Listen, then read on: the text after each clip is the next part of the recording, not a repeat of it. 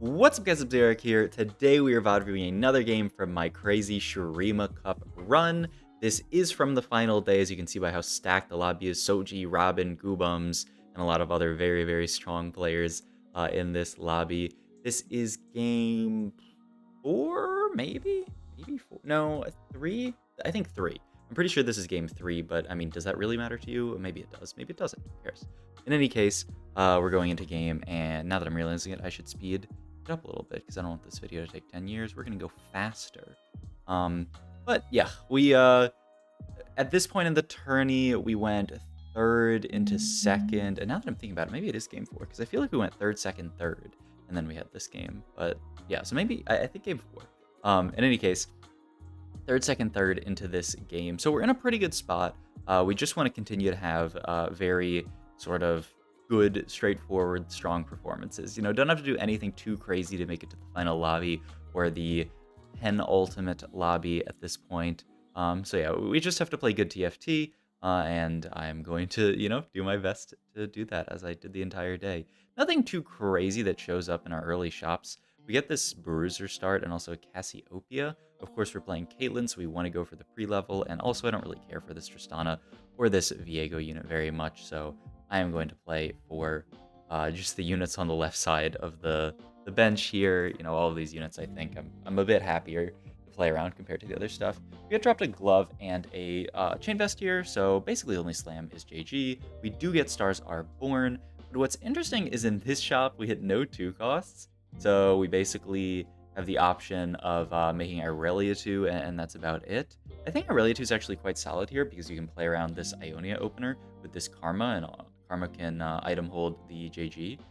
So yeah, I feel like this board looks really good. And then by buying the Irelia, we also get to make the Renekton 2, which we just had naturaled in our shop. Didn't need Stars is Born to make that Renekton 2. So yeah, like this is going to be our board. It's solid. The Renekton is, you know, doing nothing. He's just a threat on our board right now, but, you know, he's just going to chill out and, you know, be a beefy tank on the front line. And we're going to build JG for Karma. I think there's no other slam really in this position. I'm not really trying to wait until all the way into Carousel to slam something.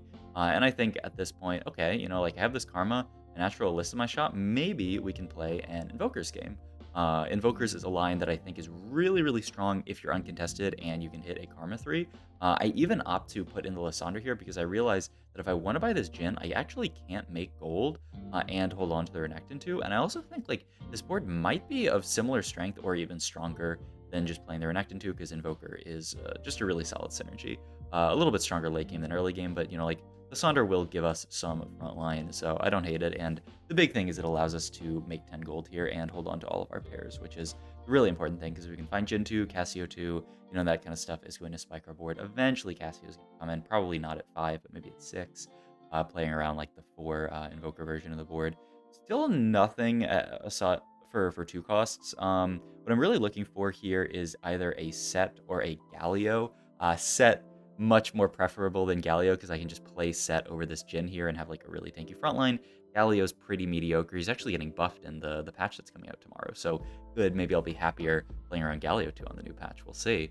But yeah, like really just looking for one of those 2 units. I slammed Chain Vest here because I'm like a little bit afraid because I see a Samira on the enemy board and I say, oh god, a Samira. But like, I don't know, Riftwalker this early just doesn't do anything. There's no reason for me to send this Chain Vest here, so that's a mistake. And I talk about it here, like, or, you know, you can see me like rolling my eyes. I should never slam this Chain Vest here. It's not that bad, but the problem is like, if I find a Set 2 or a Galio 2 next shop, I'd really like my tank items to end up being on them. Because, you know, they're going to be a much better tank than this Irelia is. The only good thing is that by putting my items on Irelia, it's going to make for a much easier transition late game. Item-wise here, I end up just grabbing a Rod. I wasn't really too stoked to grab like a cloak here, and it's a 3-cost Rod, and it's yeah, it's a 3-cost and it's a Rod. Actually, there's no third point there, but this is a comp that really needs as many rods as possible. You want ideally a JG, a Gunblade, and a Ionic Spark, and maybe even like an Archangels as well. But it's really at least 3 rods. JG, Gunblade, Ionic Spark is necessary, and then you can figure out your last item on Karma.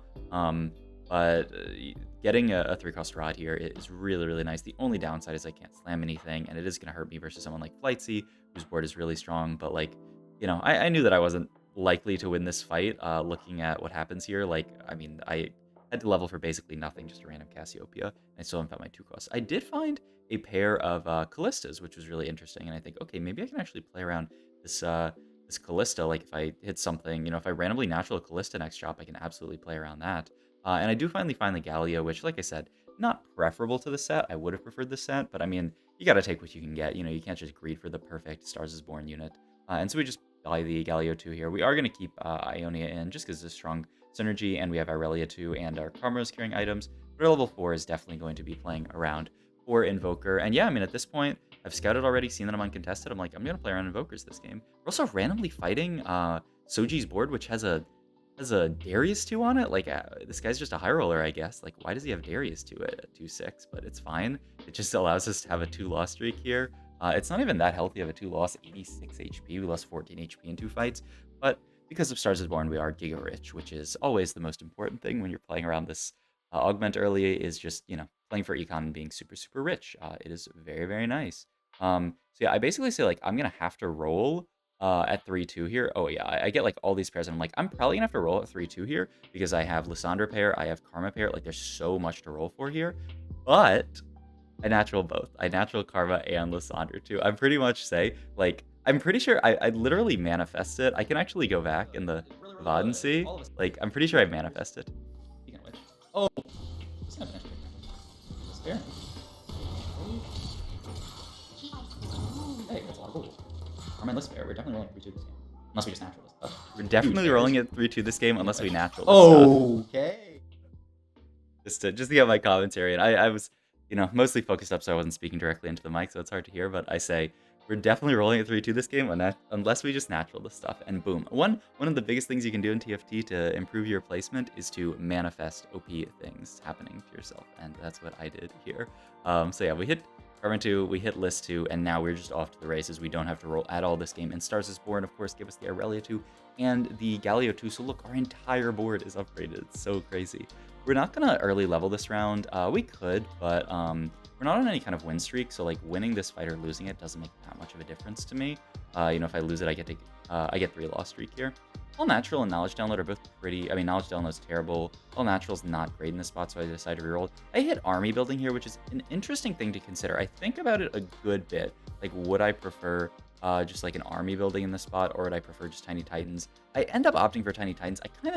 I think Army Building just doesn't give you enough value for a silver augment.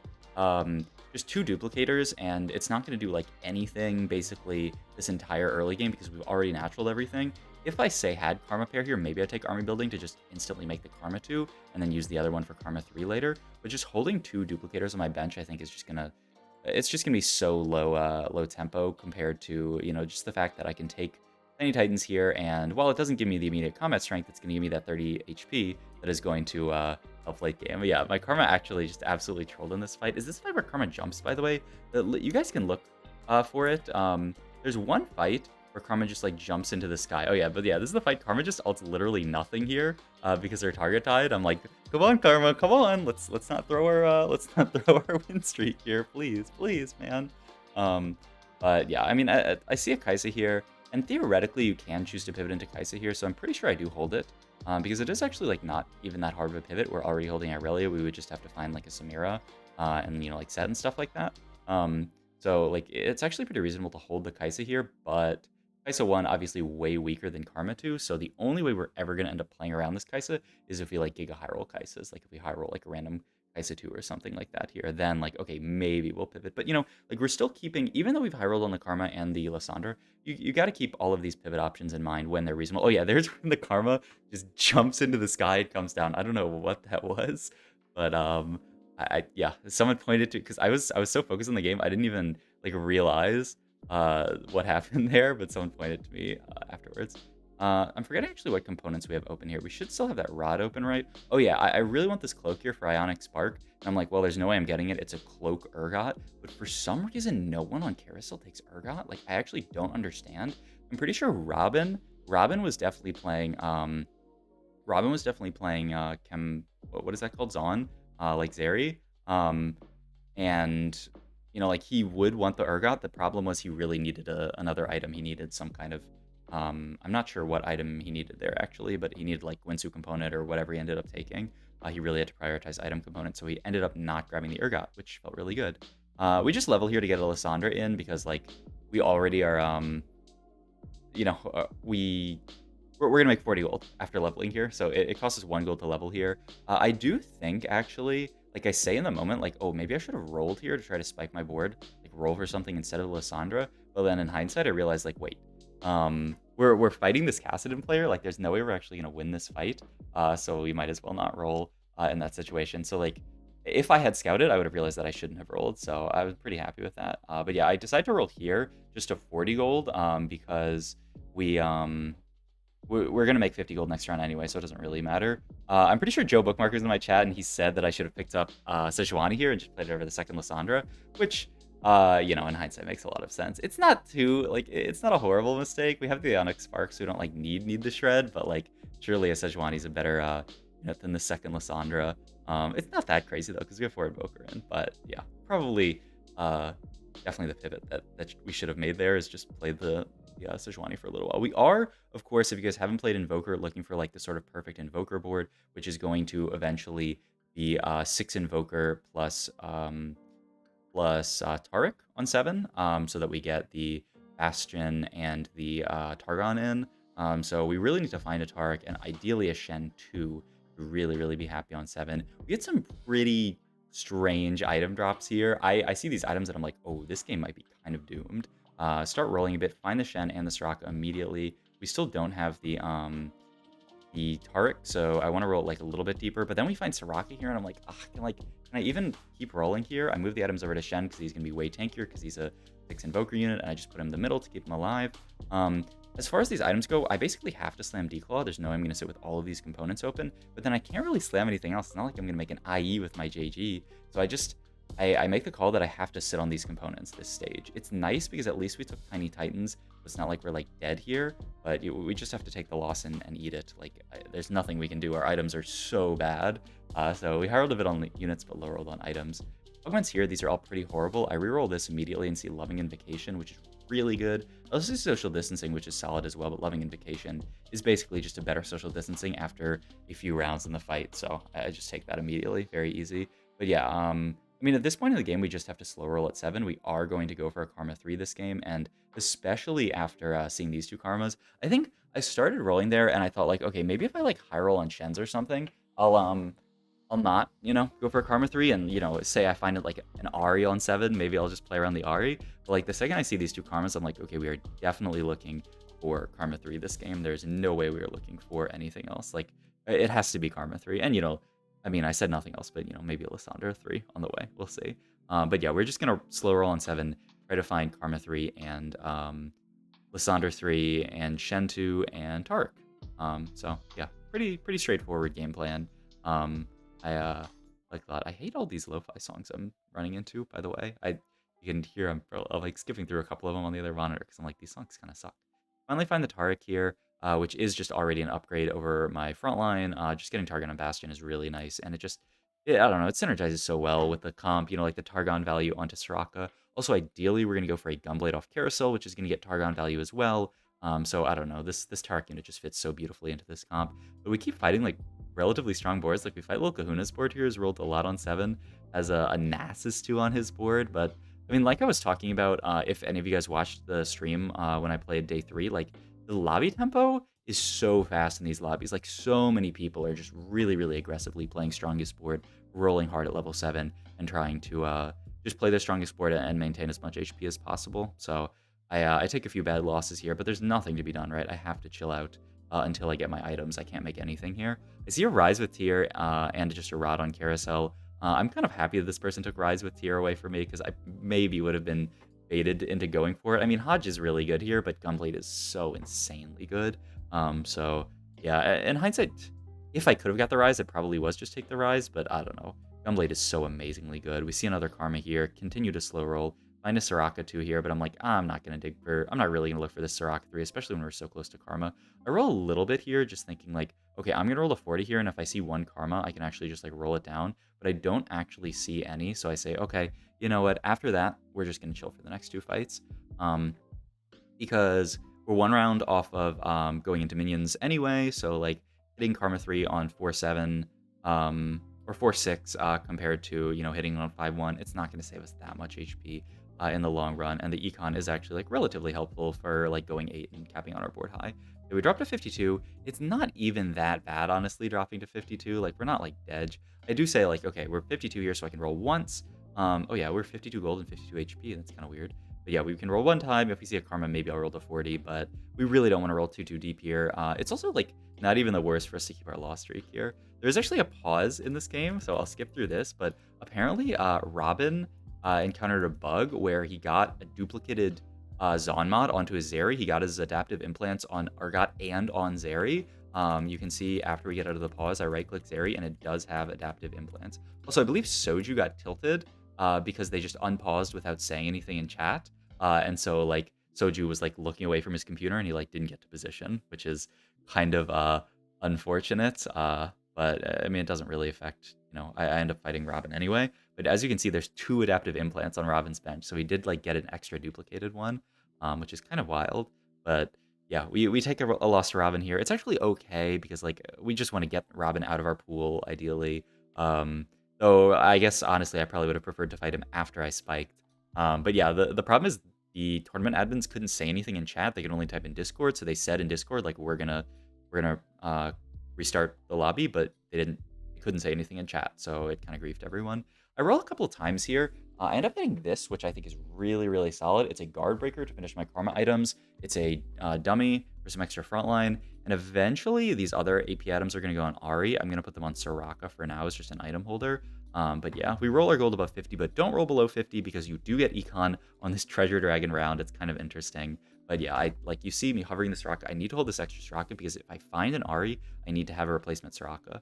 We roll once, we immediately find Karma, and I say, you know what? Okay, we can just go 8 at this point, and then we'll surely find a Shen 2 on 8 here. It's pretty uncontested, I think, and we do end up actually finding the Shen 2, which was huge. And then we end up making set 2 here. I keep rolling to 0 each round here. This is probably my biggest mistake in the game, is just donkey rolling 0 here. I don't play this comp that much, honestly. I've just seen people do very well with it. Like, for example, this fight, I was really afraid that I was going to lose to this Kassadin board because I thought, you know, I lacked the single target damage. I'm actually going to kill this Kassadin. But if you look, we have like Giga BIS on everyone. We have a Karma 3 at 5-1. We have Loving Invocation. We just absolutely stomped this Kassadin board, and we end up stomping a lot of our fights going forward. So in hindsight, I think I shouldn't have played this so aggressively. I just end up donkey rolling on 8 because I have a lot of upgrades left to hit on 8. I think I was also a little bit afraid because I'm 38 HP, but 38 is not even low at all. My HP looks low because I took Tiny Titan, so it's like a smaller sliver. But, you know, I have like 40 HP here. I don't know why I'm donkey rolling to 0 every round. What I should have done is just Econ back up. Maybe had the chance of going 9. If not having the chance of going 9, then I would have the chance of just rolling a ton of gold at 8. Because at this point, I'm just looking for Ari and Shen, or not Shen, but Rise. Rise just over one of the invokers, and then Ari over this this other unit that I have in. Also, I lose it. You guys, like, this fight looks weird because I get the bug because I'm tabbing around where I can't even see my unit's HP bar, so I get, like, kind of scared. But then, like, you look, like, the fight's not even close. Like, I giga stomped, like, everyone this stage. Robin actually takes a loss. I don't even know to whom, but Robin loses a fight there. And so now, like, that's probably the most capped board, and he just went 8th. So for all the people out there, who tell you that Piltover is just an easy win, you just auto win the game every time, Robin Songs went 8th in my lobby with it. So yeah, just letting you know that it's not so easy. It's not just an instant win every time, though. I mean, the one time I got in tourney, I won the game. So I mean, what are you gonna say? In any case, like, as you can see, like, I'm fighting a really, really strong Sorks board here, but my Shen items are so good. This Declaw ends up actually being really clutch in this fight against Degree and, like, a few other matchups. Like, there was that Kaisa player that we fought. Like, the Bramble Declaw Shen itemization just makes him so tanky that, like, he can't be killed. He actually just can't be killed. And my Karma can just rack up all of these extra kills. Items-wise here, Ionian Spat doesn't really do anything. I'm going to go for the Heimerdinger with Redemption here. Just putting Redemption in the middle I think will be really helpful. There's also, I tapped through the lobby, there's a decent amount of AoE. There's like the Katarina, there's this Ari, there's this Yasuo ult, which is like, you know, a little bit. There's Urgot legs. So it's actually like pretty solid here. But like, here's like the issue. Like, if I had been econing up a bit, it would be a lot easier for me to like fit this Heimer in and keep the the set in, but like instead, like I roll a bit and then I think like, okay, wait, like I put the Heimer in for a sec and I'm like, oh, Heimer's like pretty strong here, but then I'm like, wait, am I really gonna invest 18 gold into these Heimer turret upgrades and then sell Heimer the second that I find an Ahri? Like that sounds pretty bad. So I just decide to cut the Heimer. It's probably like it leads to my board being slightly weaker in the like short term, but like in the long term, I'm gonna have a lot more or a lot more gold to work with. Though to be fair, I end up just rolling it down to 0 every round anyway. But yeah, we end up eliminating Soji here. It is a free top 4. This board is so strong, but yeah, like it actually I cringe watching this stage back because I could be like 40 gold here if I just hadn't rolled at all after I hit everything. Like this board is so strong once you hit, especially with Loving Invocation and like basically best in slot on every unit. So yeah, lesson for you guys that this board is very stable in this position. So maybe you guys can learn from my mistake. We're fighting Goobums here, who has a decently strong board. I actually get really scared here that the Yasuo is going to end up ulting onto my Karma here, but she ends up actually getting a kill and walking up. Then Yasuo doesn't end up walking onto the Karma. So we're completely fine. I mean, you just look at Chen. Look at his HP, man. It's not moving. He's just full HP the entire fight. Like, they can't kill him. I wish I could go look at, like, how much he shielded and healed. But yeah, and the Karma's damage, he dealt 13k. Like, the spot's insane. So yeah, like, I should be going 9 here. Like, I should be, like, 50 gold at least, and then just, like, going 9 at, like, 6-2 or something. But all good. I just sit at 8. Part of it's just, like, tournaments, you know? Like, you get a little bit scared in tournaments. Like, you always want to play for your highest placement. So I do feel like this was partially, like, a little bit of tournament nerves. Maybe me saying, like, okay, I need to make my board as strong as possible so that I don't, like, randomly lose a fight to someone and just die. Because, you know, that kind of stuff happens. But yeah, we're just going to roll at 8, continuing on the trend of just rolling. I pick up a few Urgots here, which... oh, yes, I think I also... This is where I scout and realize that... and this is part of the reason why I roll to 0 here. I scout and realize that it's Flightsy. Flightsy is going for Urgot 3 and Sejuani 3. I grab this stupid Shroud here, but I get the bug where because I'm going into a wayboard, the Shroud just flies through the air, so I can't even use my Shroud, which feels so bad. But yeah, we're fighting Flightsy here. The problem is all of our carries are in corners, so Flightsy just gets to snipe my backline for free. If he has to go through frontline, this fight's a lot more winnable, but I do take a bad loss to Flightsy. But as you can see, he has 3 Urgots and 3 Sejuanis sitting on bench. So I'm just going to... Now it actually makes sense for me to roll to 0 every round because I need to try to stop him from hitting. We do finally hit the Ahri here, and so I can get it in over this stuff and just move these items here. So this is like our final strongest board that we're very happy with. It's also top 3 degree died, so it's just me, Flightsy, and Goobums. And we end up fighting Goobums' clone here. I look back to Flightsy's board, see now he has 6 Urgots and 7 Sejuanis. I'm like, oh my god, I'm holding 1 Urgot. I also look at Goobums' bench, and I'm pretty sure Goobums is holding literally nothing. He's just stuck 0 gold, not holding anything, which feels bad. I do get a component here from the Rise, the Shurima Rise, so I get to make TG on my Rise, which feels amazing. And then I get another component, by the way, so now I have another glove. It actually, like, this Rise was a beast. But, I mean, at this point, I just have to donkey roll and try to deny Flightsy, the Sejuani, and the Urgot 3. I hear the little sound for Flightsy hitting something here, and I get really afraid, but as it turns out, it's just him hitting Lissandra 3, so that's not so bad. He actually sells the Urgots here and buys a Sejuani, so I should immediately realize that and just sell my Urgot, but it actually takes me a sec to realize because I'm focused on positioning and stuff. There's an Arian shop that... yeah, people in my chat were like, there's an Arian shop, please. Like, they're like, what are you doing? Remember the Arian shop? And I do not look at this Ari whatsoever. I even like go to scout after this round over here, and then right before the round ends, I pop back to my board right here and go, oh, there's an Arian shop, I should probably buy that. And so then I grab the Ari. There is no Sejuani on carousel, so that's really good. Item-wise, there's not much to take here. I end up taking, I think, this Hodge, maybe? No, I should... Oh, yeah, I end up taking Hodge as an Ahri item. She has no healing, and this will just help her survive a little bit longer. But at this point, I can sell the Urgot now. I just have to roll, try to pull as many Sejas out of the pool as possible. You could maybe make the argument that I should just, like, look for Shens instead, but, like, I don't know. Like, am I really going for Shen through this game? That seems a little bit silly, so I don't want to do that. Just because I'm too poor to do it. I end up putting my carries in the middle here, which I think is really good positioning versus Flightsy. So yeah, we can't actually see the health bars of any of our units here, which is really annoying because I'd really like to know what exactly happened this fight, because I actually just get trounced by him. Part of it's that my Ahri doesn't get a cast off. It's so hard for this Ahri to get a cast off versus this board, I think. Goobums does end up taking the loss here. But yeah, I really wish I could have seen the health bars for that fight. But I think the big issue is just my Ari gets one shot. If Ari can get a cast off, we have a decent chance of winning fights. I end up locking for that rise, but then I realized I'm like too poor to actually like buy anything else. But I can move the TG items and actually get much better TG items on this rise. I generally like this positioning, but what I do want to do here is make sure, like last fight the Urgot was allowed to just run through my front line and then just get straight to my Ari on the back line.